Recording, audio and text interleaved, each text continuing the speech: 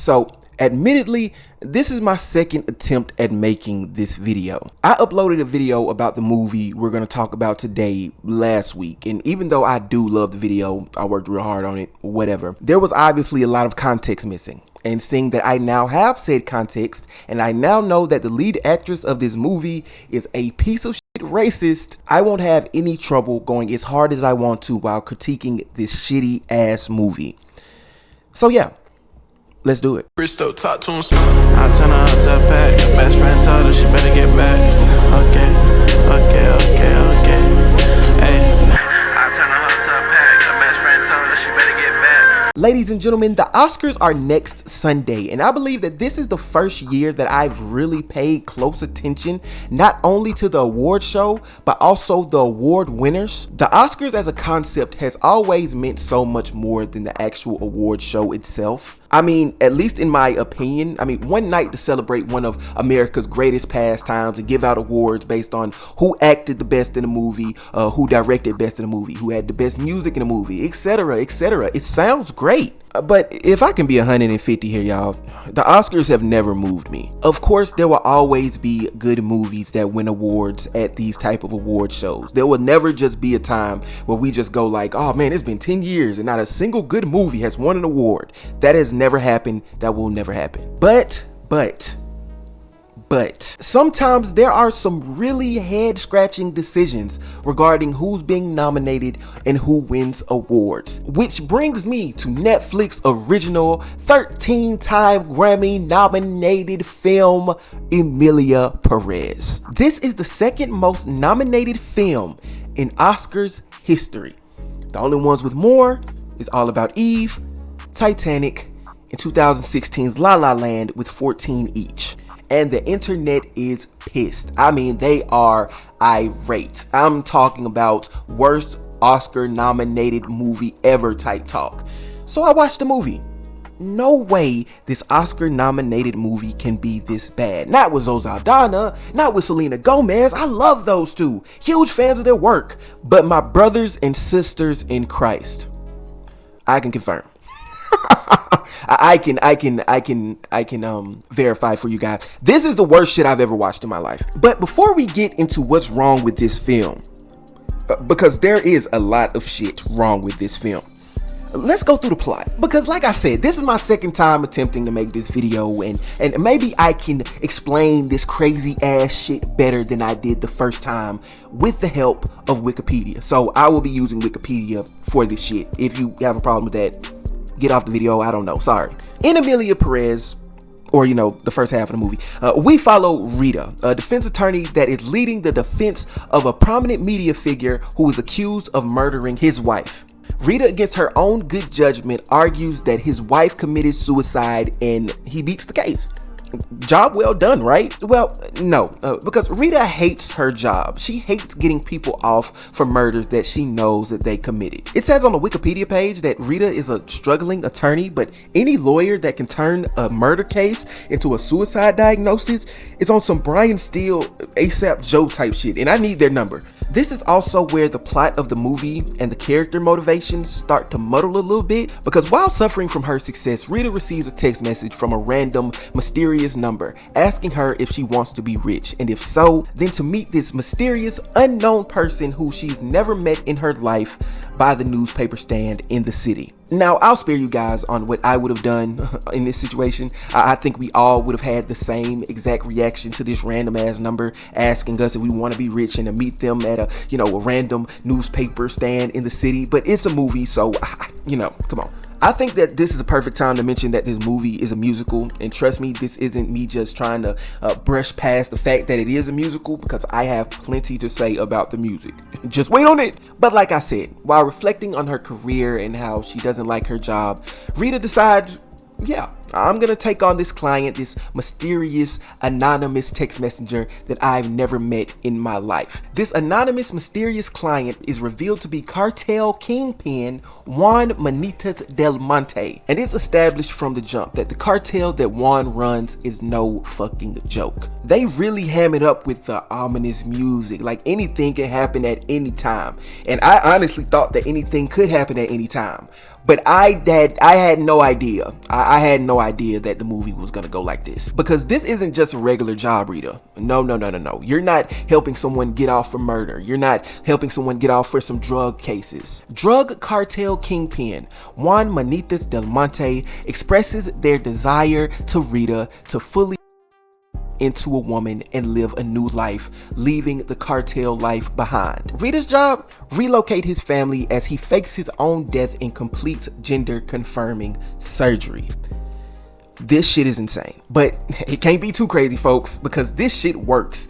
It works well. Juan gets full cosmetic and gender confirming surgery. Now going by the name Emilia Pérez, she successfully fakes her death, leaves the cartel life behind, and goes on to live a completely new life just like she wanted. Now, this is where the movie starts to get tricky and writer and director Jaquez Otter just starts doing shit at this point.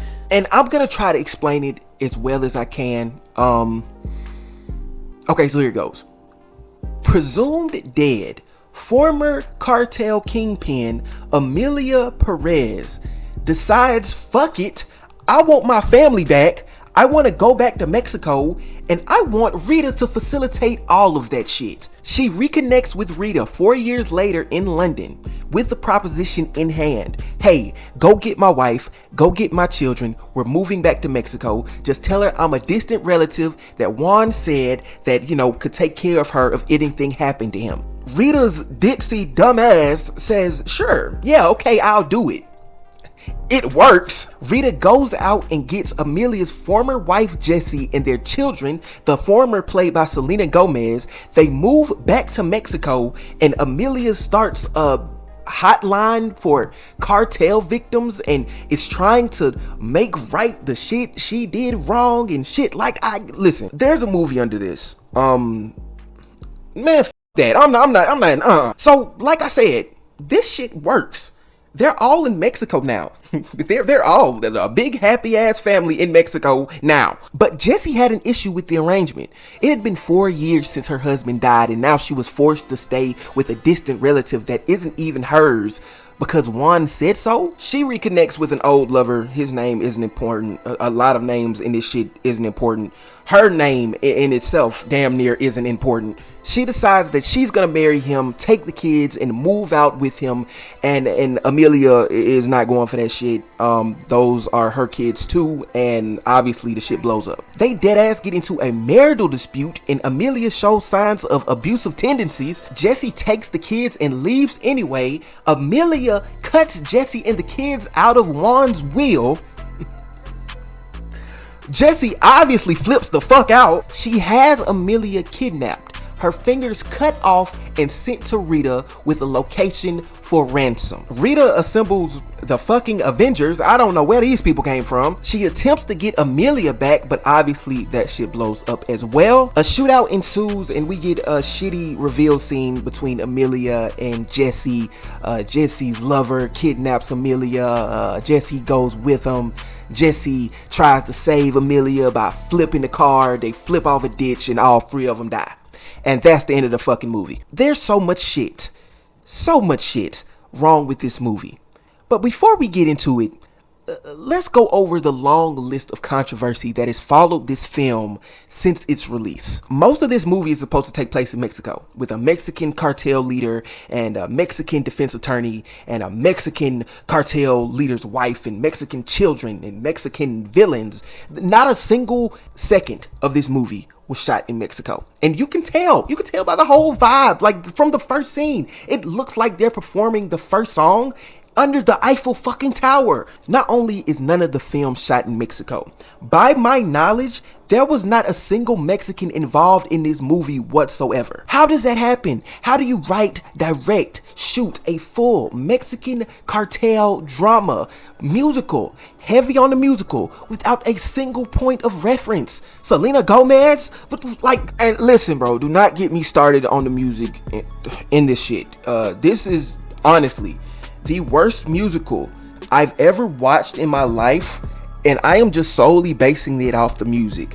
I think the movie in itself is ass, but I think the music is on another level. I'm not gonna beat you guys over the head over and over and over with the same song that you've been hearing. The transgender surgery, penis to vagina, that song. I'm not gonna beat you guys over the head with that. Do you wanna know what my take is for the worst song in this shit? You remember the 3-person song between Emilia, Rita, and Jesse, where Rita is pretty much relaying messages between Jesse and Emilia like a divorce attorney. I want my kids. No, I want my money. I want my kids. I want my money. Like, is that shit not crazy? The song with Rita and the other doctor, which I guess qualifies as a song because they're literally just talking over each other at some points. The final song between Emilia and Jesse just seems like a fucking mess, even though it's supposed to be a heartwarming, heartfelt, sad moment in the movie. I damn near laughed. You know the music in a musical is shitty when one of the biggest pop stars of the 21st century can't save the songs. They're that bad. There's not a single likable character in this entire movie. And listen, I'm not trans. I am a born male black guy from Alabama. So I can't tell anyone how to feel about anything. But if I were a betting man, and I fuck around from time to time with the prize picks, you know, the DraftKings, the fan duels. If I were a betting man, I would bet that trans women across the world are furious, absolutely irate with how trans women are being depicted in this movie. Emilia is abusive to her ex-wife, borderline psychotic when it comes to her children. They try to depict Emilia and Rita's relationship as this authentically once-in-a-lifetime type of thing, but most of the movie, Emilia is just using Rita as a pawn. You get 30 minutes into the movie and Rita's character motivations make zero fucking sense. She hates getting people off for murder she knows they committed, but then turns around and helps facilitate the fake death and complete reinvention of a cartel leader who's killed hundreds of thousands of people. I'd bet that Mexican people are furious that something as serious as cartels that kill millions upon millions upon millions of people a year is being used for this clusterfuck of a movie. There was something about the casting director saying that there wasn't enough talented Mexican people to put in this Mexican-based cartel drama musical. And I guess this is a good time to start talking about Carla, isn't it? Now look, I have hesitated on giving Zoe Saldana or Selena Gomez too much shit for this movie because I am a big fan of theirs. Pretty much grew up watching Selena Gomez.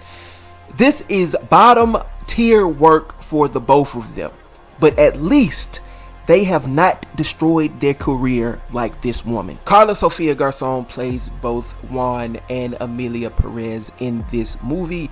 She herself is a trans woman. She can't act. She can't sing. They said they had to use AI on her voice. So here we have a woman in a musical movie who can't sing. And in the same movie, the casting director said there wasn't a single talented enough Mexican to play in this Mexican-based movie. Bitch, she's not talented enough to play in this Mexican-based movie. And man, that's not even the worst part, okay? Be a bad actress. Be a bad singer. Be unable to sing or act. I can't sing that well. I'm not that good of an actor. You're racist too? Not only are you a racist, bad actress, and a bad singer, you fucking with the stands now, bro. You fucking with Selena, dog. They coming for you. It's not surprising that this... I'm sorry, I almost called her out of her name. I'm not surprised that this lady's a racist. I'm from Alabama. Shit like that doesn't surprise me anymore. I'm just surprised on how quick and swift her career was absolutely demolished by all of the stupid shit she has said in her past. She is no longer a part of the Emilia Pérez promo run. She is no longer invited to the Oscars, the Golden Globes, all the award shows, all of these nominations that this movie garnered. She's not allowed at any of them shits. Her castmates have completely left her out to dry, and her career is more than likely 100% over. And you know what? I'm loving it.